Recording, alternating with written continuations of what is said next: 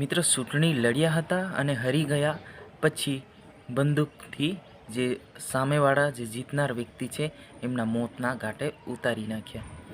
તો વિડીયોના છેલ્લે સુધી જજો. આ બનાવ ક્યાં બન્યો છે, કેમ બન્યો છે અને કોના દ્વારા બન્યો છે એ આપણે ટોટલી માહિતી જાણવાના છે. મિત્રો, વાત કરવામાં આવે તો ગઈકાલે છોટાઉદેપુર જિલ્લાના કોવાંટ તાલુકામાં પીપલદા ગામ છે, ત્યાં આગળ આર્મી રિટાયર જે બંદૂક હતી એ લાયસન્સવાળી બંદૂક હોવાનો અંદાજ સામે આવી રહ્યો છે. એના દ્વારા જે પૂર્વ ધારાસભ્ય રામસિંહભાઈ રાઠવાના ભત્રીજાનું મોતના ઘાટે ઉતાર્યા હતા. તો એની પાછળનું કારણ એ છે, જ્યારે એ લોકો ચૂંટણી લડ્યા હતા, ચૂંટણી જીતી ગયા હતા અને જીતતા પહેલાં પણ એમને ચેતવણી આપી હતી કે ભાઈ તમને તો જીવા નહીં જ દઉં. આ રીતના એમને ચેતવણી આપી હતી. ગઈકાલે પોતાના ઘરની જ ગલી શેરીમાં વર્કર માટે નીકળ્યા હતા, ત્યારે અચાનક બાઇક સવાર પર બે વ્યક્તિ આવ્યા હતા.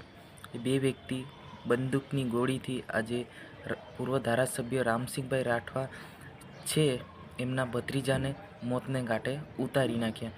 શું મિત્રો, ચૂંટણી હારી જાય તો સામેવાળા વ્યક્તિને બંદૂકની ગોળીથી મારી નાખાય? આવી બનાવ કોવાંટ તાલુકાના પીપલદા ગામે બની છે. મિત્ર, ખરેખર આ તો ખૂબ જ ગંભીરતાપૂર્વક બાબત હોઈ શકે છે, પરંતુ એમનો સાને જે આગળની વિરુદ્ધ છે એ સાનો વિરુદ્ધ છે એ આપણે ખાસ કરીને જાણતા નથી.